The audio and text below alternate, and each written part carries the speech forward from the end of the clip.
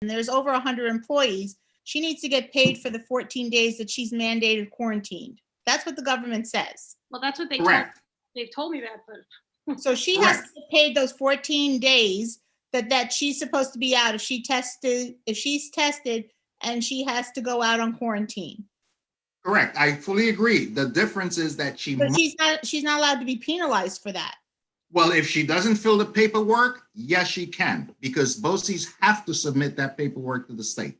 Okay. Yeah, that is the difference. She can't just not fill it out and get paid. They have to have a record as to what was paid out. It has. Okay, so you're telling her to fill out the paperwork because she's a sub-pay. If she's a TNC, yeah. Yes, she must fill it out because sure, if she doesn't fill it out, BOCES then will. So she has no right. So she has no. It's not a detriment to her because she's not getting sick bank anyway. So it doesn't matter for her because she's a sub-pay anyway. I don't think it's not sub-pay. I don't think it's sub. I'm sorry. No, it's okay. I'm sorry. All right. Okay. Any other questions on that? But anyway, real quick, if you take a second, please. What's your last name? Or I'm sorry. What? Yes. Can you? I know you're. When are you scheduled to return to BOCES? Sue, you're muted. It's Drake. Sorry. So I'm supposed to return on Monday, the 21st. Okay, if you get a chance, give me a call tomorrow. Okay. Look into the situation because as far as I'm concerned, you should be a lead replacement at this time. Okay. Right, and again, it's not. It's. I wasn't criticizing you in the beginning. It's fine. That they do deal with things the appropriate way. Okay. Thank you. Any more questions on that, real quick? Now, okay. Any questions? I just want to make it. Okay, I did. We did set up for a meeting with Dr. Giganti to share with members his knowledge or understanding as to how we deal with the COVID and the different ways that you can go out. Is anyone not too clear on that, or are they getting, or members are not understanding exactly what's going on? It's Jen. I just wanted to let you know, we've had a lot of positive feedback from that meeting. People in my building and people just throughout the agency have said they were really appreciative of how concise he was and that it did clear up some questions and they were able to go back and, rewatch it on YouTube. So far there has been a lot of positive feedback in a lot of the buildings about that meeting. Yes, great, thanks. And we will continue to do that because it constantly evolves, especially what the state says. Right now, when it comes to COVID, and I did start with the item because it impacts all of us tremendously. As you know, and Phil gave me a heads up on it, where the federal provisions for COVID is about to expire. Members probably will be getting a memo. I had a long conversation with Dr. Giganti yesterday, where if it expires and Congress does nothing, then the only mechanism available will be the state. I will urge members to go to the website and look at it and see it, because it is something where the provision in the state is not going to guarantee you your full daily rate of pay. It is, I'm not sure, I believe it's like 80%, and there are some nuances to it. We don't know what's going on. Right now, I checked with NYSET if they're pushing to make sure that they can pass the bill to reinstate it. I don't know, but that is a concern. A memo will go out. The biggest part to that has to do with traveling. And this is something we have to make the members aware. In the past, if we looked at those provisions the federal provisions, you traveled, okay, you get quarantined, you had the state and the federal. If the federal is not there, there is a problem. So he's supposed to be sending out a memo. It probably will come out next week, because the concern was, I believe tomorrow, it may come back to the floor. And they may pass it, they may not. If they don't pass it, and you travel, to visit your family in Florida, and you come back and you're quarantined, it's not covered. Just, if we can make members aware of that that is becoming a problem. Ernie, it's Jen. I do have a question in the chat that 2 Sure. teachers and 3 aides in Northport had to quarantine this week and were required to fill out the paperwork. Did they go remote? See, again, it's I don't know. That is the trick. Did they go remote, or did they just went home quarantined? Yes, they're remote. I'm sorry? Yes, they are remote. They're fully remote? 1 sec. Yes. Okay, if they're fully remote, they should not be filling out paperwork. The problem when they fill out the paperwork, any paperwork, is that it takes time for BOCES to get back to it and change, reinstate anything or make confusion that they had to be out due to COVID, but it appears as if they were not working. In other words, Correct. This member has already had days deducted. oh boy, this is guys. If that member, and again, please don't get me wrong, because it's a big frustration that we've been having with administration. We have some buildings, they do one person, the other person, and I have not been able to get administration to make it 100% correct. Jen, when you get a chance, if you can email me their names. You got it. And for me to learn who they are. Are they Unit 1 or Unit 9? Unit 1. They are And possibly Unit 9. Right now, it is Unit 1. Okay. If it's a Unit 1, if you can explain to me what they do, then I could figure out whether or not they were required to fill out any kind of paperwork. Unit 1 and the aides, but we don't know about their aides, right? Because they're a different unit and they're not working. Yes, I can't really speak to for the aides. Right. If it's a Unit 1 person, and if that person is saying that they went 100% remote, they should not be filling out any paperwork. Right. Not. They already did. They understand that now, but they already did. Okay, now that's something we're going to have to go back and try to not try, but reverse it. And it takes a bit of time. It doesn't get reversed the next day. But I still urge the members, if you at any time are asked to stay home because of COVID, keep in mind it's COVID related, and you can flip the switch and be remote instantaneously, you should not be filling out any paperwork. But again, the key is 100% remote. I say this because if you are a itinerant where you have two students that you see in district and the district don't want to have that remote, there is a problem.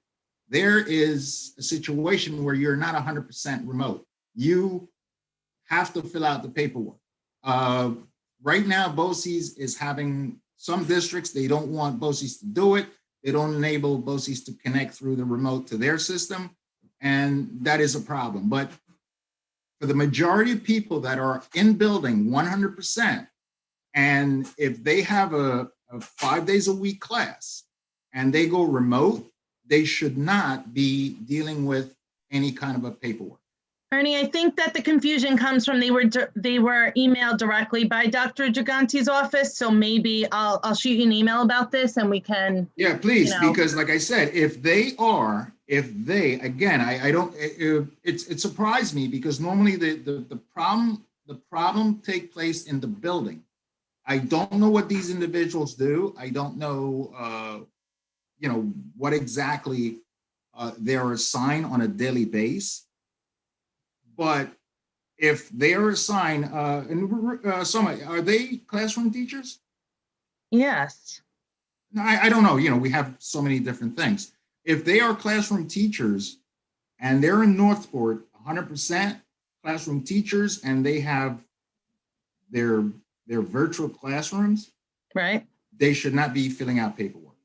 We are still having issues with the secretary handing out papers, COVID sick or something like that, and not first checking. We're going to have to come up with some mechanism to make sure that this does not continuously happen.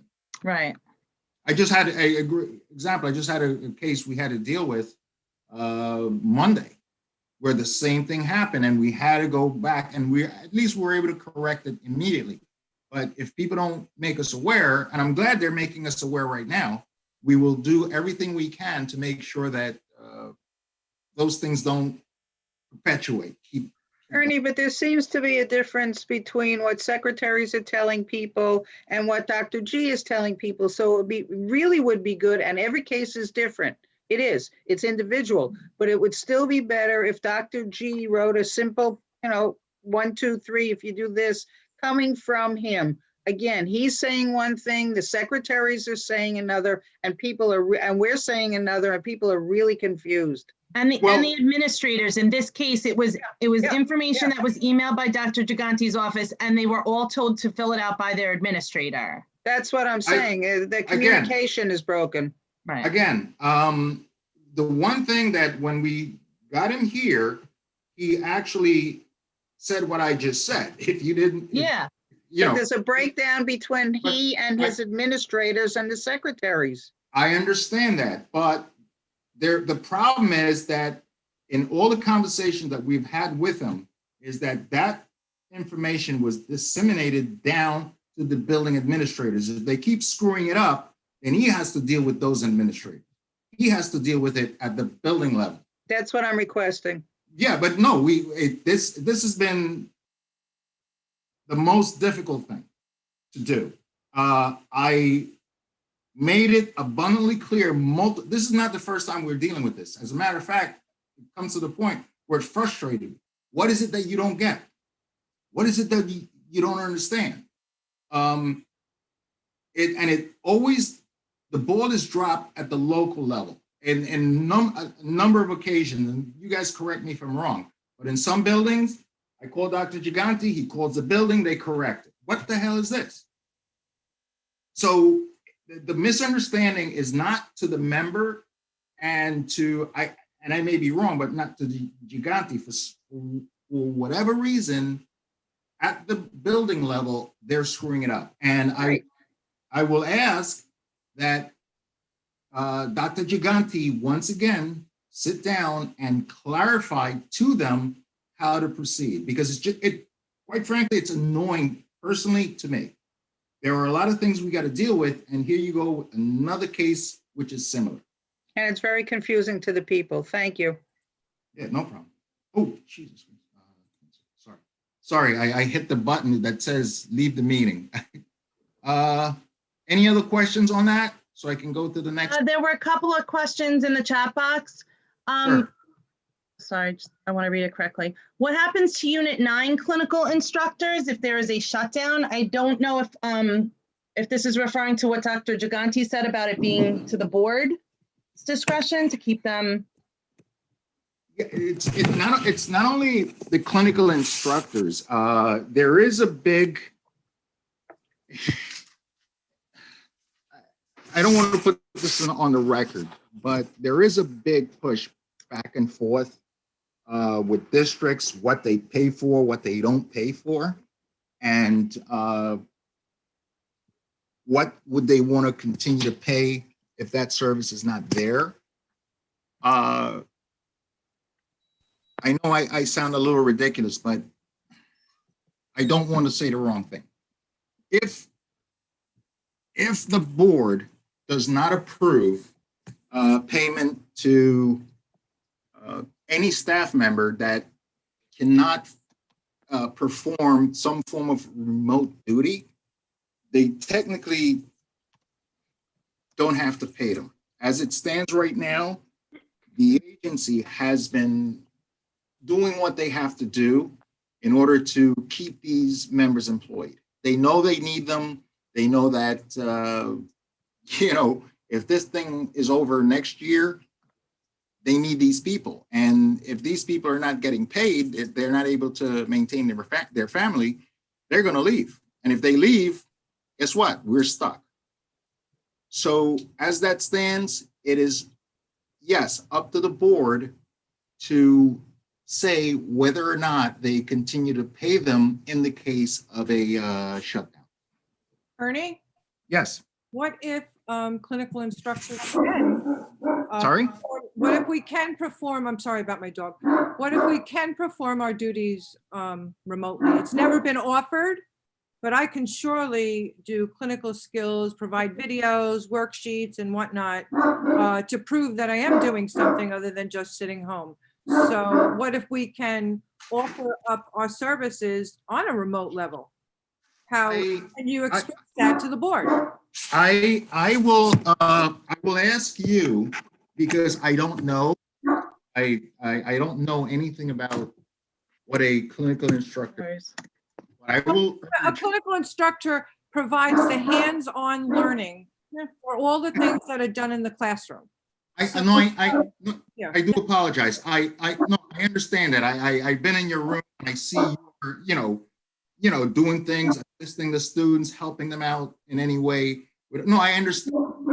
It's not just helping them out, it's instructing them on what it is they have to do. Yeah, I understand. What I'm referring to is to articulate it to a way that it could be done remotely. I don't know how. I don't. I'm just being straight honest with you. When I say that I don't know what you do, it doesn't mean that I'm ignorant. I see it all the time. I just don't know how to articulate that. And now what I would say, and I would ask you to do, if you could share with us and other clinical instructors, breakdown on how you can disseminate what you do remotely. If push comes to shove, a week from now, I'd be more than glad to argue that issue. But I don't know what to argue. I mean, Holly may be better at making an argument for that in front of the board. Right now, as it stands right now, they have no intentions of canceling clinical instructors, Unit 9, and aides, and so forth. But it could happen. I have a question. Am I muted? Can I ask you a question, Ernie? Yes. How do they justify that they're not sure about clinical instructors getting paid or Unit 9, but they're still paying aides who are also at home but not doing any, not teaching? They're not justifying the aides' pay. It's interesting because just recently we've had a number of situations that I know of. I can't speak 100%, but aides are now required to fill out the paperwork when they're out, unless they have specific functions that they can get from them during the time frame. Oh, no, I didn't mean for the quarantine. I mean, if the school closes permanent, like if we close for a month or so, or, the governor calls it. Well, but that would be due to COVID. That's it's still connected to COVID. It's all under the COVID, be it whether you're quarantined or the building is ordered to close, it's COVID related. And as far as I know, now, when it comes to the aides, they are being required. I know as of Monday, they're being required to fill out those paperworks if and when they're home and they're not assisting or doing something remotely. Does that make any sense? I mean, No. in other words, if okay, you were quarantined, you're a teacher, you're able to do work remotely. Your aide gets quarantined. She may go home, but she has to fill out the paperwork to get the assistance from the federal and the state. She has to do that now. She does not continue to, or he does not continue to get a paycheck and just sit home and do nothing. Okay. I'm you know, that's as far as I know. I don't dig in too deep into the, I can't dig in deep in the aids, but that's what I learned recently, that was the words from Mike Flynn. They have to, you know, they don't want to do it, but they don't have a choice. They have to cut their pay and let the government pick up the tab. I know you may not like the word cut their pay, but not say that they're getting paid and they're sitting home. Then I'm going to use the word insurance that the state and the federal government provide kicks in, and that's why they need to fill out the paperwork. That's my understanding so far. Okay. Any more questions on that item? Okay, making this quick. Ralph, I know it seems like you have a million questions for me, but. Yes, I do. I'm sorry, my mic wasn't working and I finally figured out what was going on with it. So now I can talk. Yes, I'm the one that was the problem with the paperwork filled out. It was me and another auto instructor and three of us and three aides at Northport. All of us filled out paperwork. Mine went in already. I don't know if the others went in, but they told me they were sending it in. We were directed by our administrator to fill it out and send it right over to Dr. Gigante's office, which we did. Okay, is that a 4-page form? Yes. Okay, did you go remote instantly? Yes. Okay, then you should not have been filling out that paperwork. Well, this is what I was told to do by the. I understand that, but I will say this, in the past 2 meetings we've had, I explained to all the reps that if there's a problem with some paperwork being filled out, please give us a call and I will make sure I question it, because it didn't seem like there was a problem. From my understanding, from what we got from, and like we said before, the confusion is the way Dr. Gigante explained it last week is that they want to get reimbursed and they need this paperwork to get reimbursed from the state. And that's why we had to go about filling this out, and it will temporarily come out of your sick bank. That's the understanding that I got from the last meeting. Yes, but in the meeting, he said what I've been saying repeatedly. If you are quarantined and you went remote, you should not be filling out any paperwork. Okay. That was said. My only problem with this right now is having to go back and reverse all that. And that's what we constantly say to members. Well, I can contact the other people and find out if they filled it out yet. And if they didn't, I'll tell them not to send it in. Yeah, and again, if you went remote, again, if you went 100% remote, you should not. If half your class or 1% of your class is not going to be able to participate remotely, doesn't mean, when I say participate, meaning if the kid doesn't want to join your class, that's not your problem. But if you're in a position to have Everything locked.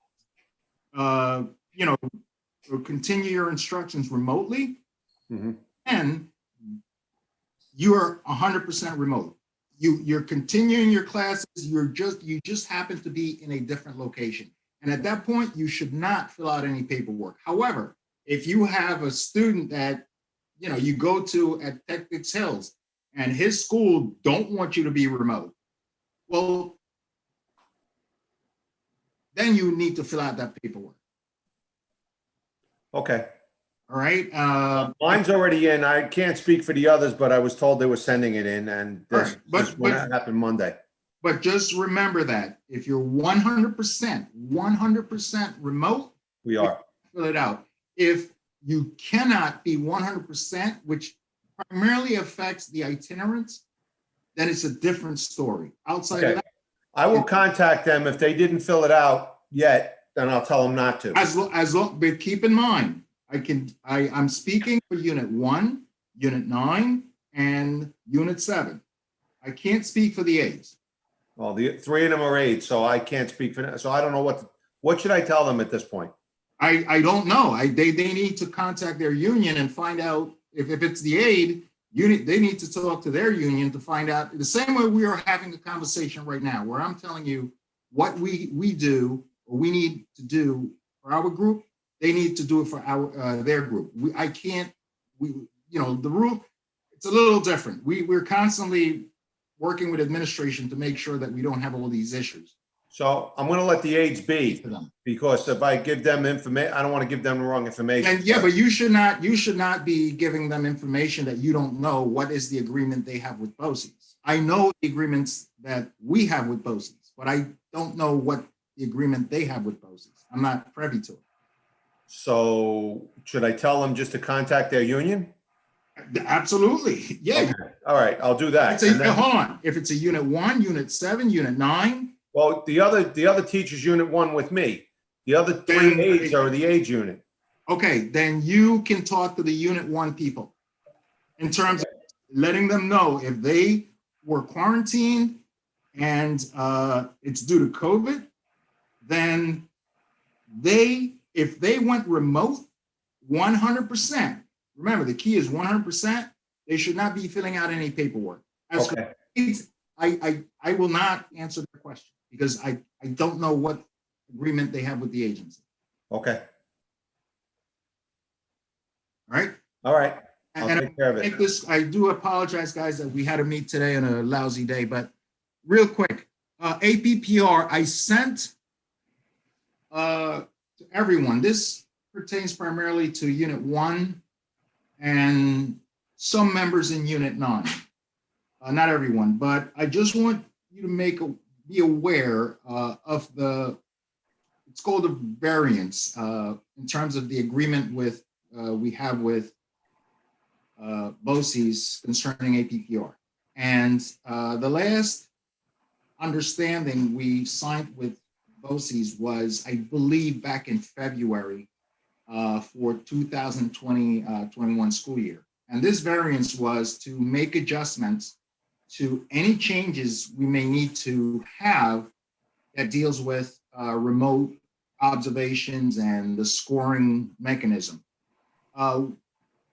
One thing that is going to be a little tricky for members to understand, because I've had a lot of members call up and they're questioning, oh, the observation, I'm remote and so forth. I will urge them to go, if they go to the APPR at the state website and they look at the agreement, in it, it stipulates that we agree to do an average of the domains that are observable. I'm going to try to simplify that. For example, in our domain 1, 2, 3, and 4, and this was always an issue with my prior principal, where you would have in the domain, it says something like, did you change what you were going to do in order to deal with this? Well, the person that's looking at it has no idea whether you did it or not. So they couldn't use it against you. I had a principal that at some point would use it against you, would say, well, you didn't change your lesson. How do you know I didn't change my lesson? It wasn't you could not see it. So the key here is this: if we use the same observation agreement, if and when something is not observable remotely, then it doesn't impact the member. Are there any questions? I mean, am I clear with that? Guys?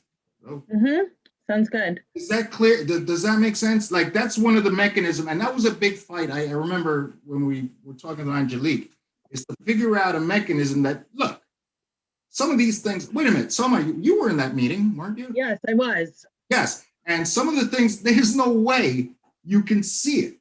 So if you can't see it, then you can't use it. Right. Have it in the so I think we're pretty good. We're pretty good because when you here you are, you're giving me an observation, and perhaps I didn't have my plan book on my table. Well, remotely you can't see that. Well, then you can't penalize me for not having my book on the table. Am I making any sense? Yeah. And it's the average of the 4 domains. So you can only judge me by what you see. You can't judge me by something that's written in the layout of the APPR if you can't see it. And then one of the reasons that was the biggest debate we had, we're talking about special ed and CTE. There are certain things that you're not going to see that you would normally see in a regular district. You're not going to see them instantaneously, and you can't hold one member to it and not the other.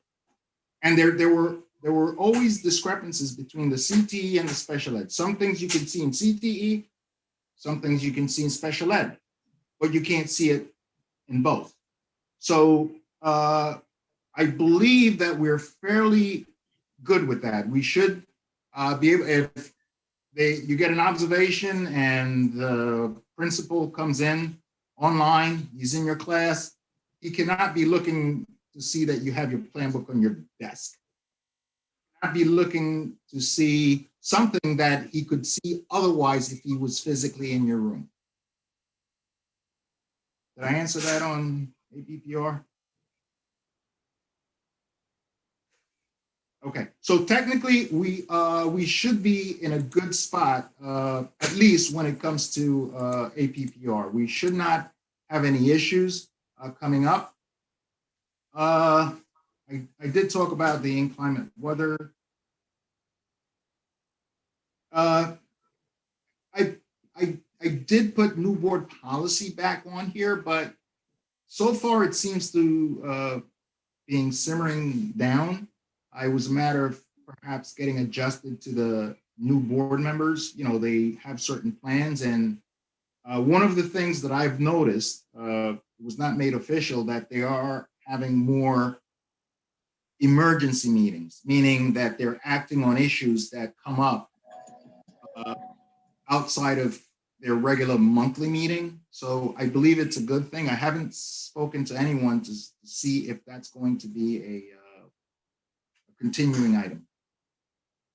Unit 9 contract, outside of some minor things that Holly made sure she made it abundantly clear. Most of the executive board felt that everything should be in place. I advised administration that we're okay and that they should send me the paperwork and we will sign it and send it back to them. So hopefully by January, everyone should be able to get a copy of their contract. I'm going to eliminate the first 2 items I had on the agenda.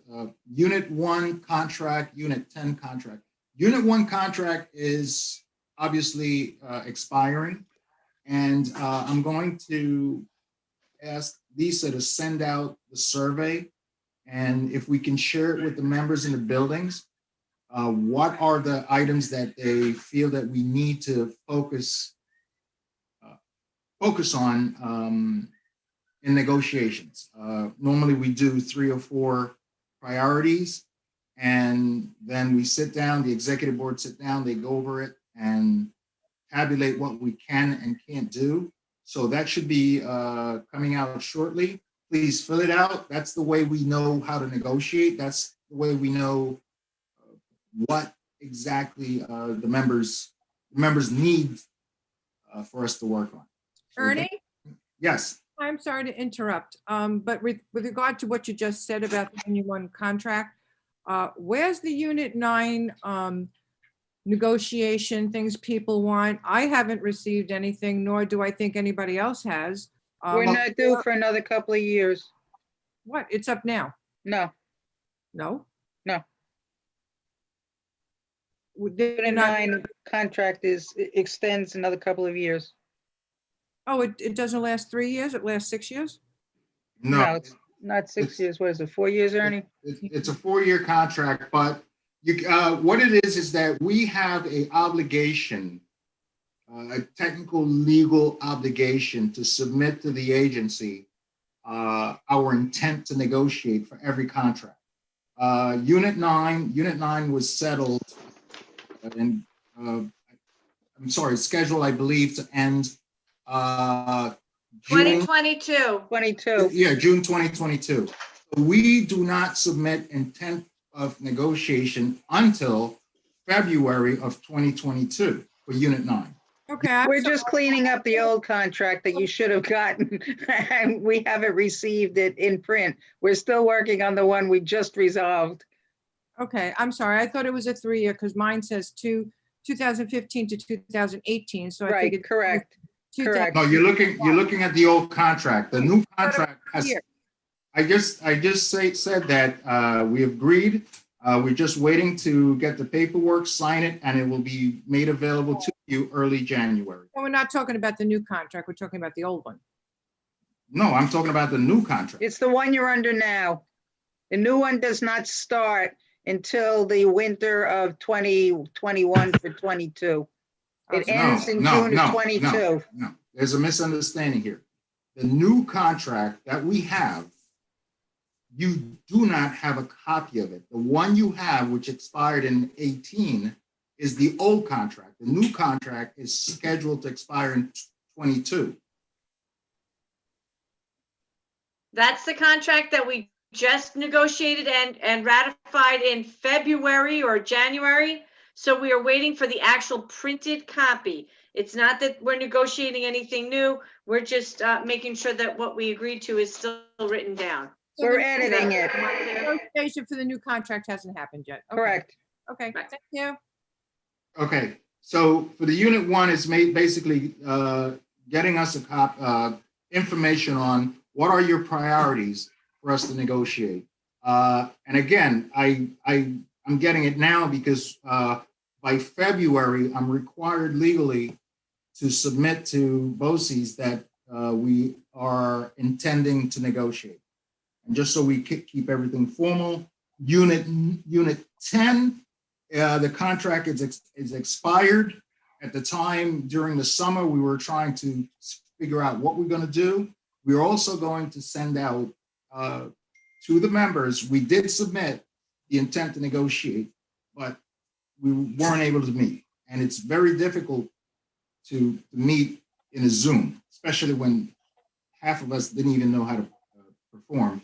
But you should be getting 2 surveys. And for those that work in the Unit 10 contract, I urge them, the executive board say, please just submit what you think, whether is it valid, is it negotiable, non-negotiable, submit it, it gets analyzed, and then we see what we can possibly do. So Unit 1 and Unit 10 contracts, they're up. Well, Unit 1 is expiring June 2021. We need to submit by February. So if we can do that, get the information into us, we will move forward with that. Vote I don't know much about it. Is Devin here? Devin? No. Yes, I'm here. Oh, yes. Any word? I know that Lisa was working on it. We're setting things up. Yeah, not too much to report. Anyone that has signed up for gosh, the words are escaping me. For when it's automatically taken out, paycheck withdrawal was submitted. We sent out a letter to people that do it on their own terms. To be quite honest, we were kind of thinking that right now in this environment it's not the top of the priority list with so much other things going on. But for those people that do paycheck withdrawal, we thank you. It is a very important part of NYSET's work, and the support that we give them is important to advance, what benefits us in the state legislature. Great, thanks, Devin. Just one more thing. When it comes to COVID tests, I don't know if she sent it, but the new things that came out regarding COVID, where there's a requirement that they're going to be zoning yellow zone, red zone, amber zone, all of this. We've had a number of conversations with Mike Flynn. How do we deal with this? Where they're saying, oh, if you're in a yellow zone, then you need to have X number of staff and pupils tested. I did get a number of calls of members that felt that, they don't want to do it. This, I will step aside from the executive board and the union and just say this. I am a person that I hate taking tests. I suck at it. But I will say to you this, that is one thing that I will subscribe to.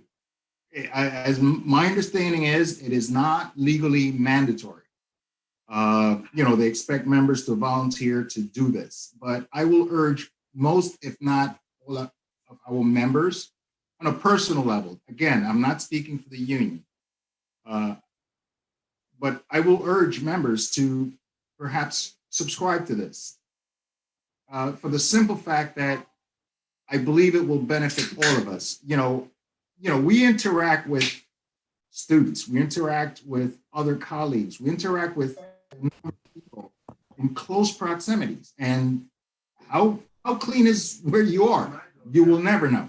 But that being the case, it does help you to protect your family. If you came into my class and I gave you COVID, you don't get tested, you go home, you give it to your family. So I just hope that when this comes down the pike, where BOCES is looking to get members to participate, that most members may want to participate. When they told me they're going to stick a swab up my nose, I'm like, what the heck is that? No, I will do it, because it is something that it's not about you, it's not about any individually, it's about all of us. So on a personal level, I'm urging members to be welcoming to get tested. The good thing, the positive that I see in it, you don't have to stand in a line for 3 hours in one of these medicals in a box. I mean, what is it called? Jen, what is it called? Doctor in a box? Urgent care centers. Okay, sorry, I do apologize. I didn't mean it in a disrespectful way.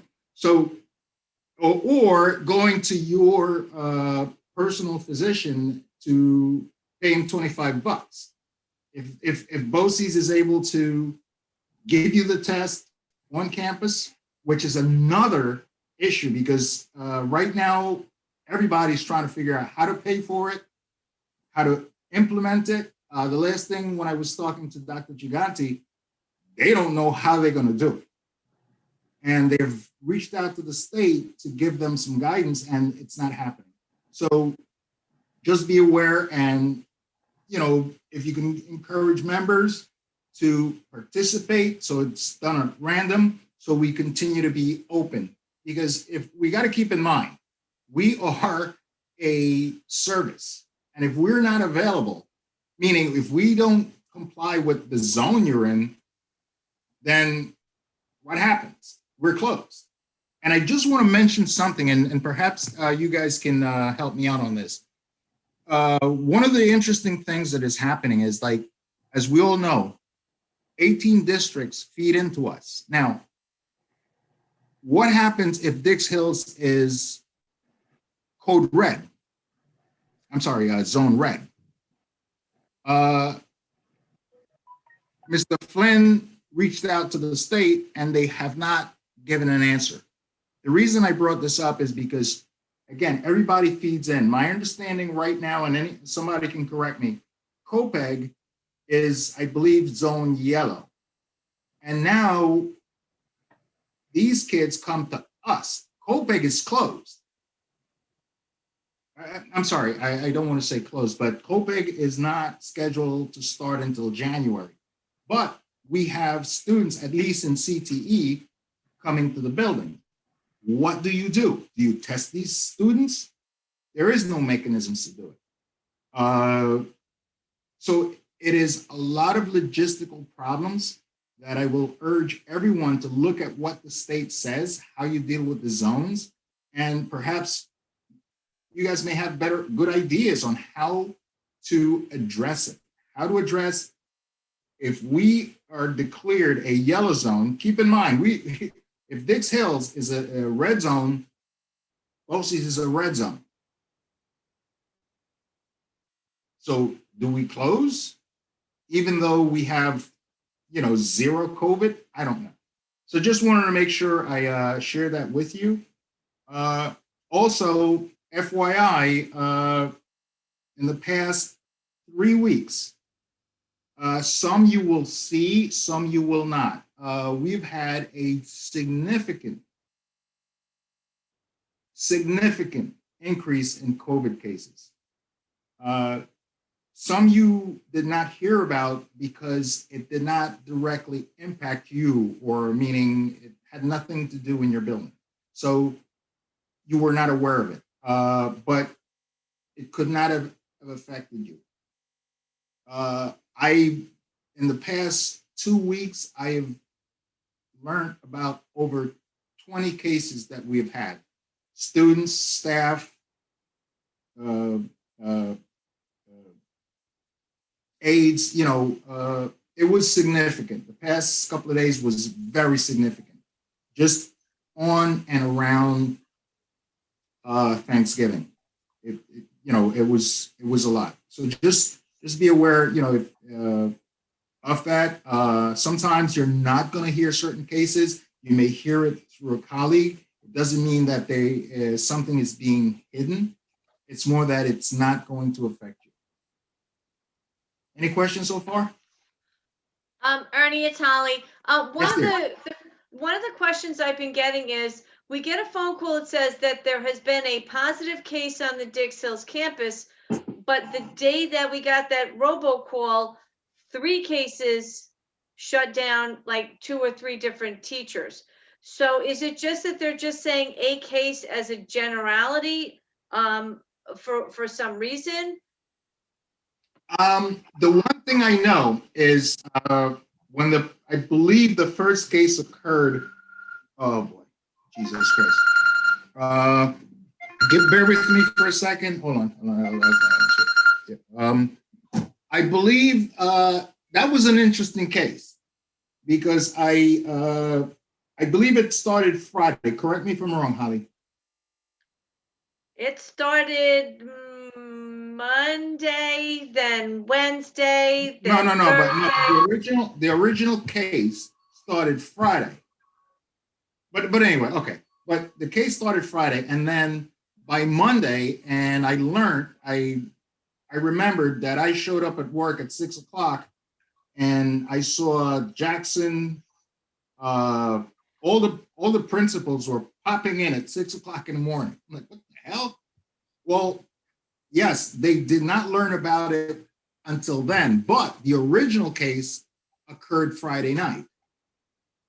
Do I make any sense? In other words, the cases come in, and okay, they send out the robocall, but wait a minute, 2 more. Well, they prepare to send out the robocall. Well, then they say, oh, an incident occurred, and if you were called directly, then you're impacted by it.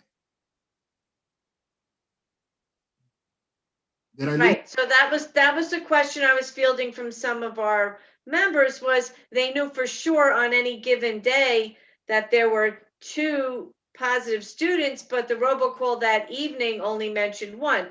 I guess as long as they're putting it on our BOCES dashboard for the COVID cases, that it's going to add up.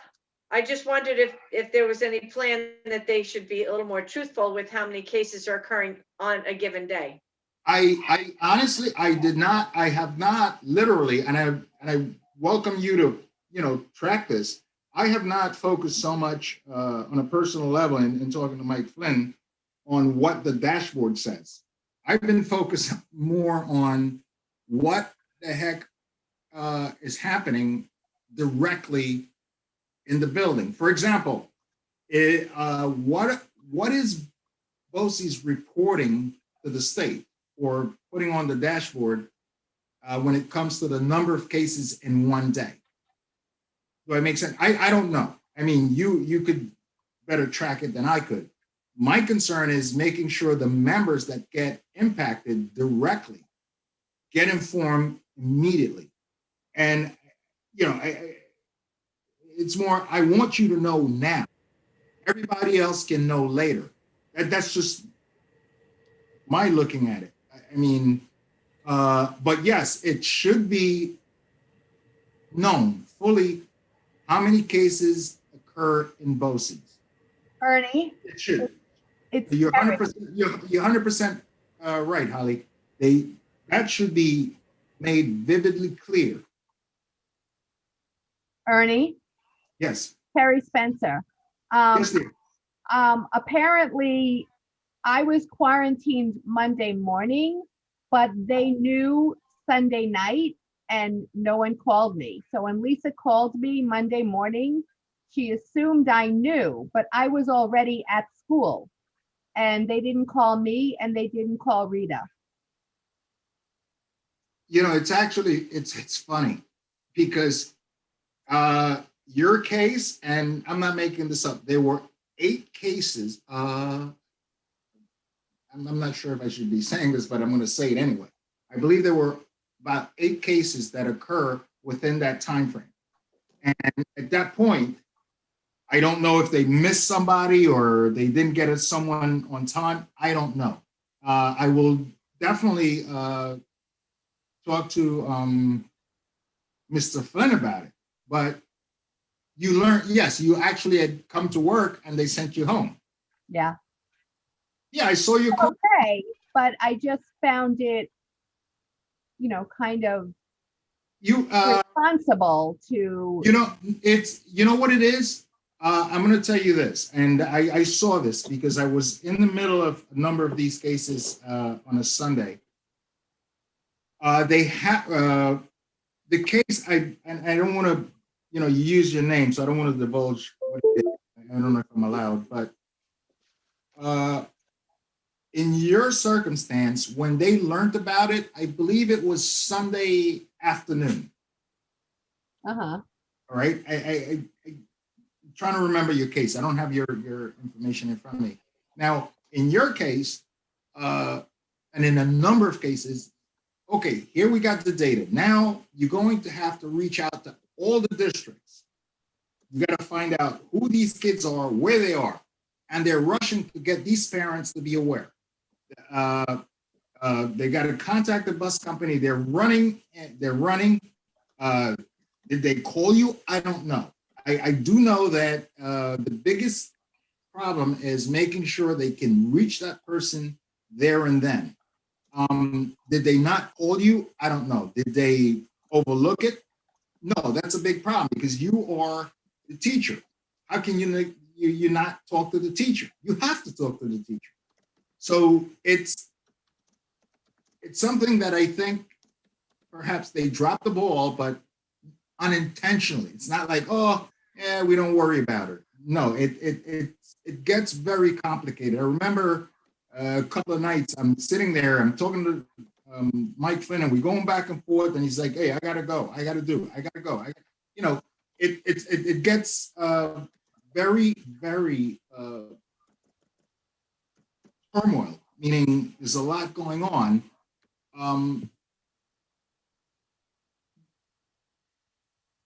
And things falls through the cracks. Yeah, that's Right. okay. I mean, I get it. It was all good.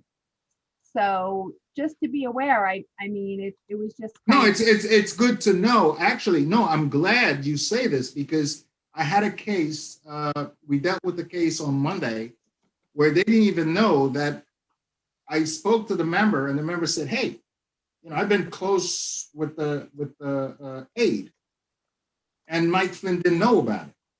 You know, things are going to fall through the cracks. And I said, look, you know, I know he has to interact with his aide. You know, we may have to look at it. And she had to get quarantined because sometimes you miss something. And one thing that I'm going to say to all our members, and please, you guys reiterate this, sign the freaking piece of paper. As annoying as it is, just say, hey, I was in this room. That's the way they react immediately through tracing. Thanks, Ernie. I have to go. I have another appointment. No problem, no problem. Any more questions so we can get done? Okay, I do apologize. I was not trying to make this meeting too long, but any committee reports? Holly, Phil? Anything critical that we need to? No, just that we got our money and the teacher center will be starting to do online courses. Oh, good. Yes, I know you sent, I believe I asked Lisa to send it over to the members. Now, I sent that, that's from in-house. I sent that to all the reps. okay, good. Ernie, I just, I attended the CTE subject area committee meeting on Monday, and we went over just a few things like what our goal is for CTE, what we want to accomplish. But they did have some interesting information about the regents and the fact that they're still up in the air about giving the June regents, and then how does that play into APPR? So APPR is very much still in flux at this point. And they are waiting for a new Secretary of Education when the new president gets. I'm sorry. I didn't mean to. I'm sorry. I'm sorry, Holly. Go ahead. Sorry. Well, I didn't think of it that way, but I guess you just wait until the next person who might have your best interest in mind gets into power. So I guess we're waiting until we see who Biden picks for Secretary of Education. But I'll be talking with people in CTE a little bit more about where our direction is headed. The reason I reacted that way is I'm going, what, woohoo! You know, that was my reaction to that. Anyone else? Committee report? Mr. Semino, anything you want to? Ernie? Yes. I'm looking at the agenda and I see there was something on there about new board policy. Did I miss something? And I did mention new board policy. This is it's an ongoing thing where obviously, and I'm going to say this strictly at the RA board as something that should be here, but in the past, we can get things going today. The new board members have this policy that, hey, no, you're going to talk to us first. Okay. So it takes months and months and months or weeks and weeks. So if they meet today and something is pressing that is in the best interest of the members and the agency, you have to wait till the board approve it, given that's the way it's supposed to work. But if there are no-brainers, you do it and then it gets approved. So we've had a number of things that we needed to do or get straight before the board actually acted, and it didn't happen. So I brought it up to the members because some people couldn't understand why we didn't get the mentor program started on time. I got a lot of pushback on, hey, you're not getting this thing done. Well, I'm trying to, but the board doesn't let me. In the past, hey, come September, we set up the mentor program. We hire the trainer. They come in September. This time we couldn't do it. We just literally ended the mentor program yesterday. Well, these people have been working for like, I don't know, 4 months, 3 months, 4 months with no mentoring. So that was the reason I put that there. But I've been talking to Mike Flynn and some of the directors, and a lot of things have changed a bit.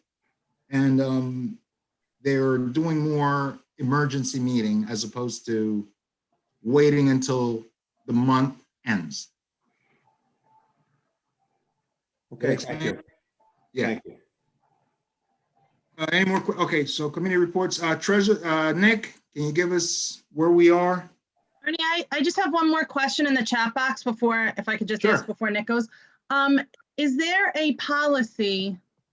I just want to make sure I'm using the right words. What is the directive if you are quarantined, if you're a related service provider, maybe counseling, speech, OT, PT, what is the directive if you're quarantined and capable of doing remote, but the students you serve are in school, in person, live participating? That is the most freaking, why did you do this to me, Soma? You freaking It's a hot topic. It's in the chat box. I'm kidding. I'm kidding. No, that is one of the most difficult things to do. And that's why I keep saying that it's a problem. Because when you are, let's say, for example, Speech. not OT. I'm speech. Let's pretend I'm a speech Itinerant person. speech Why not? or stuff like that. That is a problem because you can't do 100% remote because the kid you got, it has to be in person. You can't. So then you fall under the category where you need to fill out the paperwork. Okay, thank you. Wait, Ernie, you're opening up, wait. That's, Ernie, I feel like that's opening up a whole nother can of worms there because Dr. Gigante said if you are quarantined due to something that happens at school, you do not fill out the paperwork. He did not tie that to whether or not you can go 100% remote. That's true. Okay. But if you got quarantine there has to be a mechanism which tracks, are you working or are you not? And what is it? So if I understood her question correctly, here I am a social worker, and I have the ability to do it 100% remote. No problem. But if you can't, then you got to fill out the paperwork. That is not what Dr. Gigante said. All right. So, Wait. well, we will. you know what, at Dr. Gigante's meeting, I asked you guys and double checked and you all said, no, I don't have to fill out that paperwork. Yeah, no, that's not what he said. And this is a question that we've asked of different administrators, you know, different times, and there is no clear directive or answer, or, you know, we're not getting a clear answer to this question. We had a direct conversation also with Brennan, with our administrator, about the same topic. Also, no directive, because with counseling specifically, because it must be in a confidential setting, but they do not, and even if the staff are able to provide the service to students in person, it has to be a confidential setting. And there, we were told that Nancy Wilson is not okay with any students ever being in a room unsupervised. Interesting. Then Okay. That's even more than I have heard. Okay, but I will go back to the drawing board with this to make sure we get clarifications. I don't want to get into speculations on it unless we can make sure we get everything straight on that. But I will. Yeah, I just want to, I just wanted to say that's, you guys are the most difficult part to this. I'm saying it in a good way, meaning you got more moving parts than, you know, it can be addressed in a simple sense.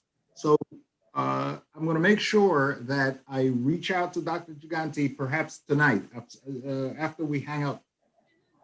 I will reach out and start figuring out what is it that they envision and what is it that is appropriate and or practical.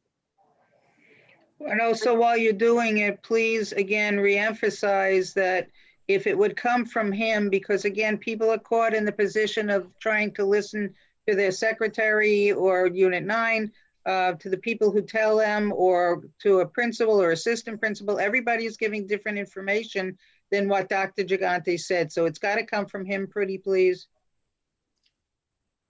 You got it. Also, Ernie, I just wanted to say, we suggested in our building, could the counseling services be provided in a classroom where the students are by themselves with a staff member waiting outside the room so that they're not really unobserved. I mean, although they're given a confidential setting.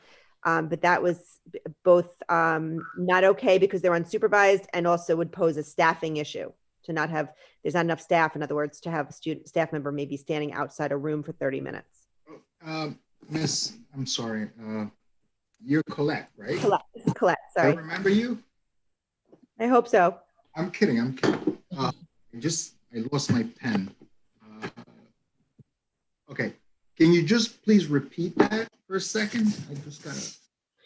Yes, because as the counseling at Brennan, being a very big part of the program, since it's a therapeutic program, we suggested maybe that the counseling services could be provided for the students who are in person if a counselor is home, which has happened actually to 3 different counselors needed to quarantine.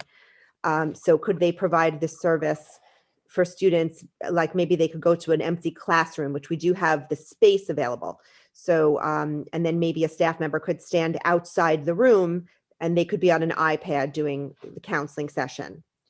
So while we have the iPad in the classroom, I think the main issue is that the student would be left unsupervised in the classroom. That was the feeling that was apparently not okay. And the other issue being that the staffing, and that they would need enough staff to be able to have someone standing outside the room. But the staffing was secondary. The primary issue was they saw this as an unsupervised student, even if a staff member was standing at the door with a clear glass door. Yes, I wrote it down, but I did have a conversation with Dr. Gigante on this. And the biggest problem, and again, I don't know how well connected is it, but I will call you to figure it out, because one thing that was said to me was, if the district does not subscribe to it, there is a problem. I don't know how it works when the student is, a Brennan student, be it, full day. Do I make any sense? I don't know. I mean, it was something. I don't see how that would play into it, Ernie, because it's if we, in times that we have gone remote as a school, we've provided those services remotely. It's just, or if a student has been quarantined, we have provided those services while we were still in the building to a quarantined student. Right. No. I fully understand. What I don't know is, in junior, senior, you could probably pull it off, no problem. In the Brennan environment, I don't know. So I can't use one, I can't look at it just one way. I don't know. I'm a little confused, Ernie. Why are you saying that you could do it in junior, senior, but at Brennan it poses? Well, in junior, senior, the dynamics in junior, senior are different. And like I'm saying, I don't know, because you're telling me this now. I don't know how it works in junior, senior. Why wouldn't it be able to work here? I can't say it should work because I don't know. And I also just want to be clear that it's not just counseling, because, and I don't want to misspeak, I believe there was a speech pathologist that was able to do this remotely. And I want to double check that, but it's not just counseling. It would be, all related services that our question is about. Yeah, definitely. No, I understand that. But like I said, there are certain differences that I don't know. And until I get enough information that I can see what the differences are, I can't act on it. I don't know. I mean, I can't say, it also has to do with the technology that exists for each student. And it does have to do with the staffing, you know, because some kids need assistance accessing a lesson from remote, you know. Yes, thanks. Yes, like I said, I don't want to judge something and I don't want to say something that I don't know what I'm talking about. You're telling me now, I'm writing it down, figure out to make it, But again, Ernie, I just don't see how that ties to the paperwork from an in-building exposure. Hugh, well, there was certainly- no mention to an exposure. The mention was to the accommodation. No, I know, but you a little while ago were saying if you were being quarantined as a related service provider and were unable to go 100% remote, that you would need to fill out that paperwork, but that is not what Dr. Gigante said last week. So that It's Well, not, no, it's actually- not what he actually- said. Actually, Absolutely. Devin, you're right. He did not. say- actually, then we will challenge that, but I'll tell you right now, that's the understanding. If you can't do 100%, and mark my words on this, that you can't do 100% remote, then thereby you need to fill out the. Okay, that's not what he said last week. What he said Okay, last week was that if it is an in-building exposure that results in a quarantine, you do not have to fill out the paperwork. If it is an out-of-building exposure that you are quarantined from, you do have to fill out the paperwork. That's what he said. Okay, so if that's it, and I misspoke, and Well, and because to be honest, I only remember it so specifically because I actually thought to myself, not to make another point, but I thought to myself, well, what if you don't know? What if there was an unknown positive in the building and it was an in-building exposure? You know, that's just another point, but. right. That's what he did say, but Ernie, that's why I said we've got to get a point by point from him. Yeah, all right, not a problem. Okay. Real quick, and I do apologize, we kept you guys for too long. Nick, can you give us a treasurer's report so we can move forward? Hey, everybody. Hope you all enjoyed your snow day. The Treasury report is in the email that had this link. If you could just look it over. I need approval in a second. I approve it.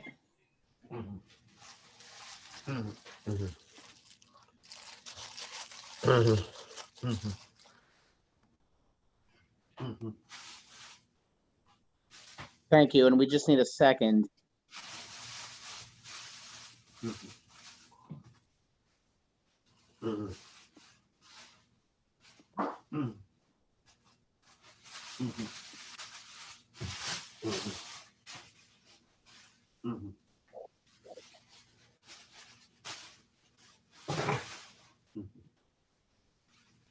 Did you get a second? Sorry, I got to. Still waiting on a second.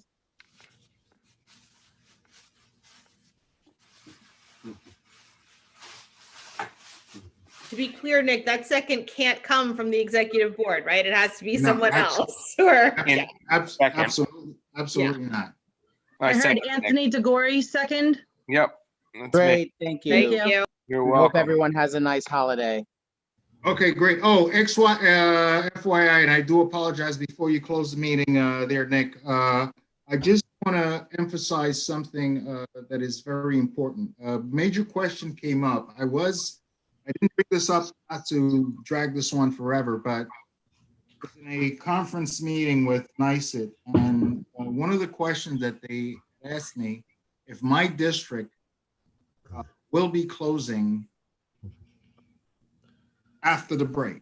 And I reached out to Dr. Gigante, and as far as he's concerned, they're not.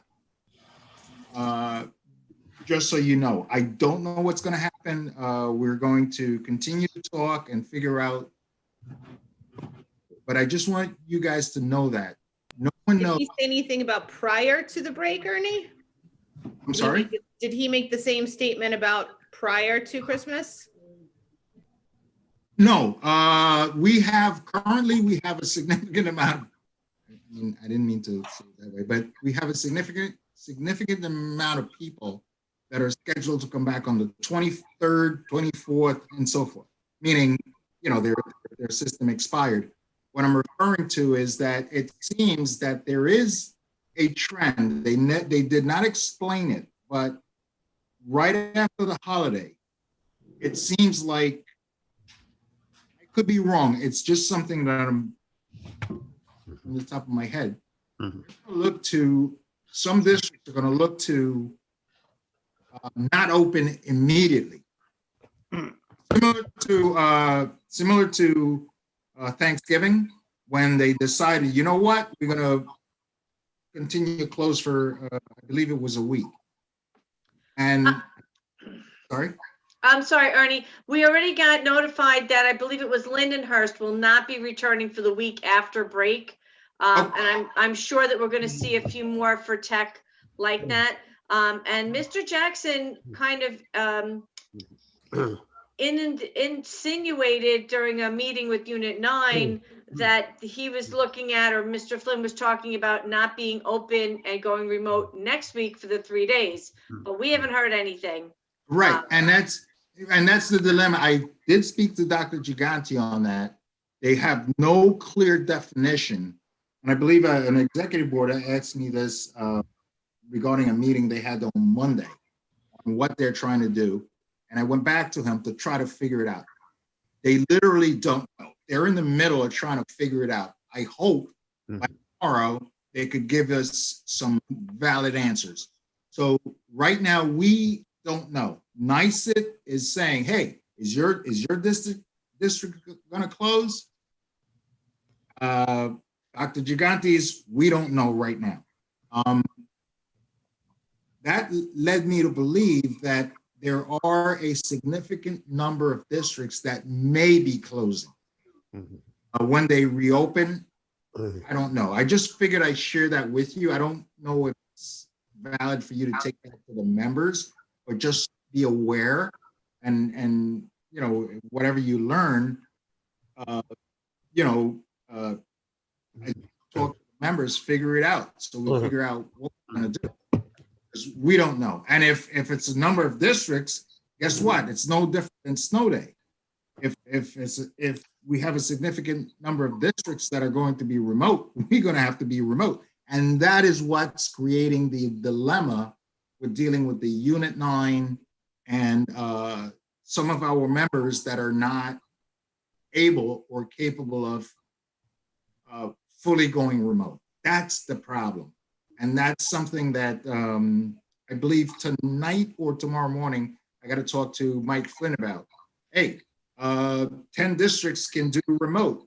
10 districts don't want to connect you to remote. Well, what's going to happen? And you can't have a disparity amongst our members. I do apologize, but I had to share that before I deal with it tomorrow, because by the next time I can share that information, you know, it's a little difficult. Questions, concerns?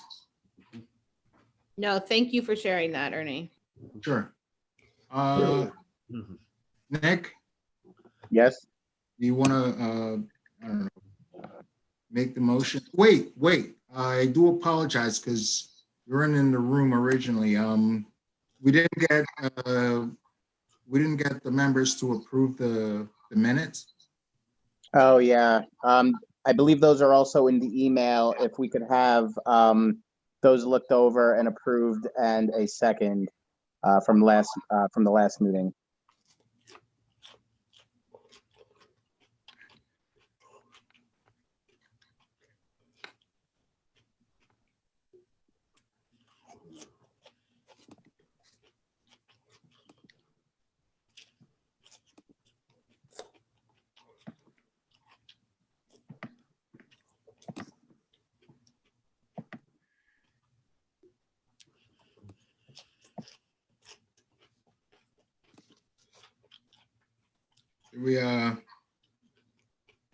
I approve. I second it. Thank you. And now motion, we need a motion to adjourn.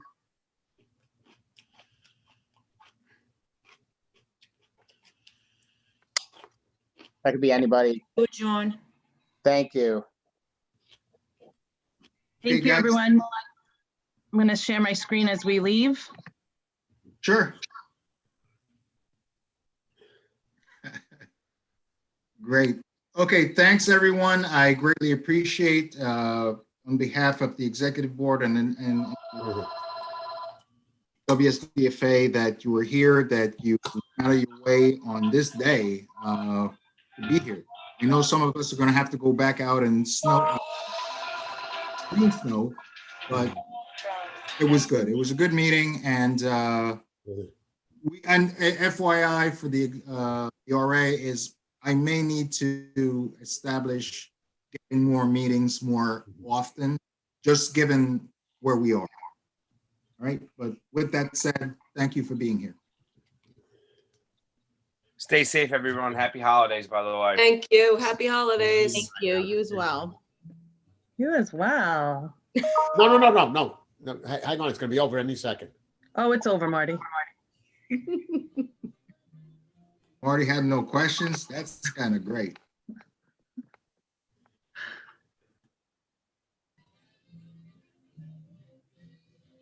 Thanks, guys.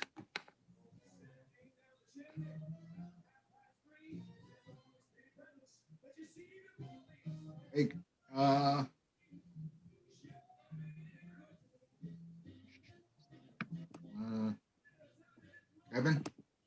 Kevin. Yes. What are you yelling shit. for? No. I'm sorry. It's not sorry. I'm sorry. I'm still, Jesus Christ, my freaking cousin. His name is Kevin.